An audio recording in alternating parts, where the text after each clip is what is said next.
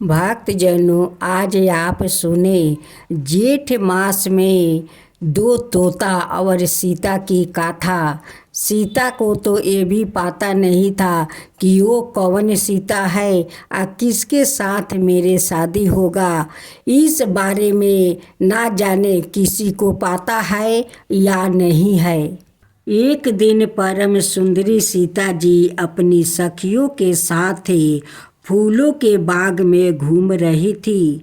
वहाँ उन्हें एक जोड़ा तोता दिखाई दिया जो बड़ा प्यारा प्यारा था। दोनों तोता एक डाली पर बैठकर उस प्रकार बोल रहे थे, लेकिन दोनों तोता का पता नहीं था कि जिस फूल का बगीचा में घूम रही थी उसमें से एक सीता है। तोती कह रही थी तोता से कि पृथ्वी पर श्री राम नाम से प्रसिद्ध एक बड़े सुंदर राजा होंगे। उनकी महारानी सीता के नाम से विख्यात होगी। श्री राम जी बड़े विद्वान और बलवान होंगे। वो समस्त राजाओं को अपने प्रजा मानते हैं। सीता के साथ 11,000 वर्ष तक राज्य करेंगे। धन है ओ जानकी देवी और धन है श्री राम, जो एक दूसरे को प्राप्ति होकर इस पृथ्वी पर आनंद पूर्वक विहार करेंगे। उनको ऐसी बातें करते हुए देखकर सीता जी ने सोचे, यह दोनों मेरा ही जीवन की मनोरम बातें कर रहे हैं। इन्हें पकड़ कर सभी बातें मैंने पूछूं। तुम दोनों किसके बारे में बातें कर रहे हो? ऐसा विचार कर उन्होंने अपनी सखियों से कहा, उन दोनों तोता को पकड़ कर लाओ। सीता जी उनसे कहा, तुम दोनों बहुत सुंदर हो, डरना नहीं। बताओ तुम कौन हो और कहाँ से आए हो? राम कौन है और सीता कौन है? तुम्हें इनकी जानकारी कैसे मिली? इन सारी बातों को शीघ्र बताओ। मेरी ओर से तुम्हें कोई डर नहीं होना चाहिए। सीता जी के इस प्रकार पूछने पर उन दोनों पंछियाँ कहा, शायद लगता है यही देवी सीता है। दोनों तोता पहचान लिया कि यही देवी सीता है और इनके साथ राम को विवाह होगा। तोती बोली, देवी सीता वाल्मीकि नाम से प्रसिद्ध एक बहुत बड़े महर्षि है, जो धर्म ज्ञान में श्रेष्ठ माना जाता है। हम दोनों उन्हीं के आश्रम में रहते हैं। महर्षि ने रामायण नाम का एक महाकवि की रचना की है, जो सदा ही मनों का प्रिय जान पड़ता है। उन्होंने शिष्यों को उसका ध्यान करवाया है और प्रत्येक दिन वो संपूर्ण प्राणियों के हित में संलग्न रहकर उसके पदों का चिंतन किया करते हैं। उसका कलेवर बहुत बड़ा है। हम लोगों ने उसे पूरा सुना है। बारंबार उसका गान और पाठ सुनने से हमें भी उसका आभास हो गया है। राम और सीता कौन है यह हम बताते हैं। इसकी भी सूचना देते हैं कि श्री राम के साथ कीड़ा करने वाली जानकी के विषय में क्या क्या बातें होने वाली है। सीते, तुम ध्यान देकर सुनो। महर्षि ऋषि श्रृंग के द्वार कराए हुए पुत्रष्टि ज्ञान के प्रभाव से भगवान विष्णु राम, लक्ष्मण और भरत शत्रुघ्न या चारों शरीर धारण करके प्रकट होंगे। देवगणाएं भी उनकी उत्तम गाथा का गान करेंगे। श्री राम महर्षि विश्वामित्र के साथ भाई लक्ष्मण सहित हाथ में धनुष लिए मिथिला पधारेंगे। वहाँ एक ऐसा धनुष है जिसे दूसरा कोई नहीं उठा भी सकेगा और ना ही तोड़ सकेंगे। और अत्यंत मनोहर रूपी वाली जनक किशोरी सीता को अपनी धर्म पत्नी के रूप में ग्रहण करेंगे। फिर उन्हीं के साथ श्री राम जी अपने विशाल साम्राज्य राज्य का पालन करेंगे और जो भी बहुत सी बातें वहाँ करते रहते हैं, बातें हमारे सुनने में आई है, सो संक्षेप मैंने तुम्हें बता दिया है। अब हम जाना चाहते हैं, हमें छोड़ दो। तोता कहते हैं कि सीता जी अब उन्हें छोड़ दो, देखो मेरी तोती गर्भवती है, वो तो सच सच बात सारे बता दिया, अब तो उन्हें छोड़ दो। हृदय को अत्यंत मधुर प्रतीत होने वाली पंछियों की यह बातें सुनकर सीता जी ने उन्हें मन में धारण कर लिया और पुनः उनसे इस प्रकार पूछा, राम कहाँ होगे, किसके पुत्रा है और कैसे वो दुल्हा भेष में आकर जानकी को ग्रहण करेंगे। मनुष्य अवतार में उनका श्री विग्रह कैसा होगा। उनके प्रश्न को सुनकर तोता मन ही मन जान गई कि यही सीता है। उन्हें पहचान कर वो सामने आकर उनके चरणों में गिर कर बोली, श्री राम का मुख कमल की कली के समान सुंदर होगा, नेत्रा बड़े बड़े और खिले हुए पंकज की शोभा को धारण करने वाले होंगे, शरीर लंबी चौड़ी ऊंचा होगा और मानो हरनी होगी, दोनों भैरे सुंदर ढंग से मिली होने के कारण मनोहर प्रतीत होगी।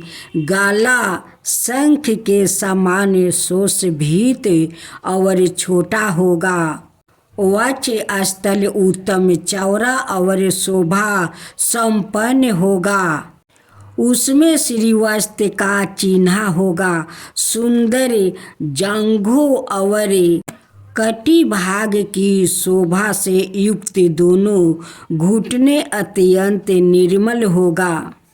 जिनकी भक्त जन आराधना करेंगे श्री राम जी के चरना रविंद भी परम शोभा युक्त होंगे और सभी भक्त जन उनकी सेवा में सदा संलग्न रहेंगे। श्री राम जी ऐसा ही मनोहर रूप धारण करने वाले हैं, जिसके 100 मुख है वो भी उनके गुणों का बखान नहीं कर सकता। फिर हमारे जैसे पंछी की क्या बसता है।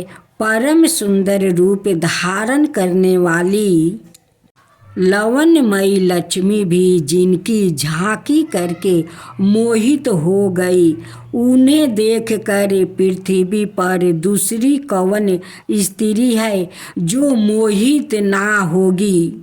उनका बल और पराक्रम महान है, वो अत्यंत मोहक रूप धारण करने वाले हैं।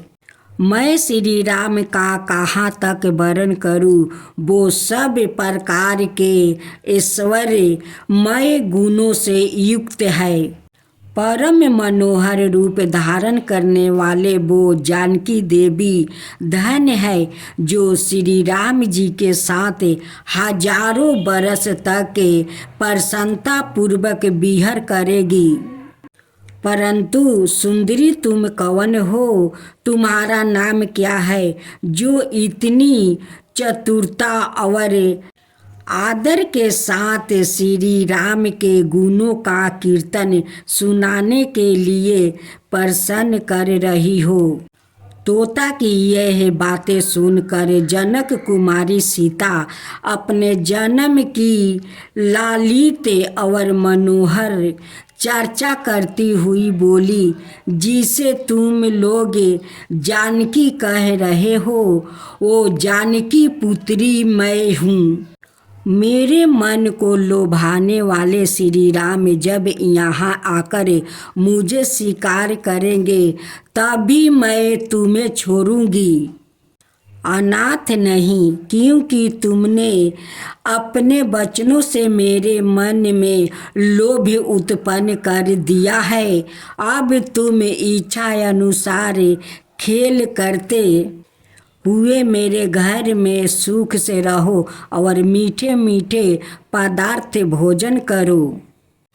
यह सुनकर तोता ने जानकी जी से कहा, साध्वी, हम वन के पंछी है, पेड़ों पर रहते हैं और सवेरे विचार करते हैं। हमें तुम्हारे घर में सुख नहीं मिलेगा।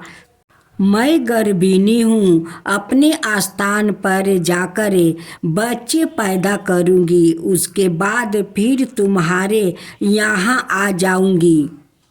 उसके ऐसा कहने पर भी सीता जी ने उसे नहीं छोड़ा।